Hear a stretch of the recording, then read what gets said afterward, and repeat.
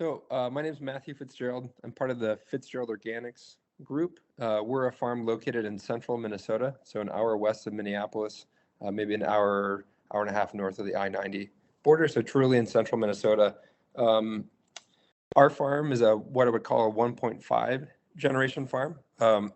My folks started the farm in 2000, the turn of the century, and when organics, before it was really hip.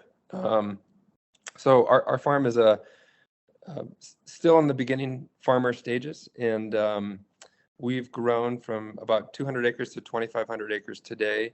Our bread and butter is corn and soybeans, but we also do spring wheat, winter wheat. We've done canning peas, dry yellow peas, um, edible beans, black beans, and navy beans. In 2019, we had an ill-fated encounter with hemp. Maybe some other farmers did that as well. Um, so our farmland is heavy black dirt, loamy clay, 1 to 3% kind of slopes, large flat land just on the edge of the prairie. So it's a wonderful place to farm, and we're grateful to be out here. A little bit about our team and the decision making that kind of goes behind the technology. We'll talk in a little bit. So I farm with my father, Joe, and then we have a longtime employee, Evan, who's kind of part of our core team.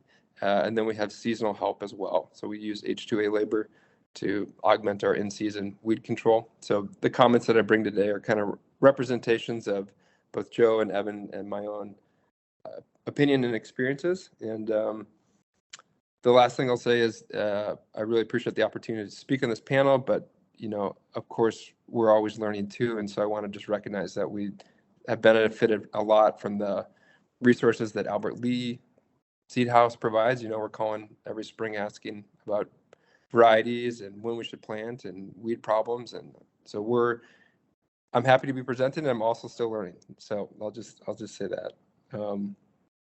Around the kind of three topics that I'd arranged my thoughts for today's conversation on technology, I wanted high tech, medium tech, and low tech. And I can get into those more details as we get into the conversation. But sort of at the high tech, and our most important piece of machinery is GPS on our farm. So we operate on 16-row, 30-inch spacing, so 40-foot equipment, track machines using our TK GPS on a John Deere system. So that's our bread and butter for what allows us to farm on broad scale with relatively low, people to acre ratios, and do that well.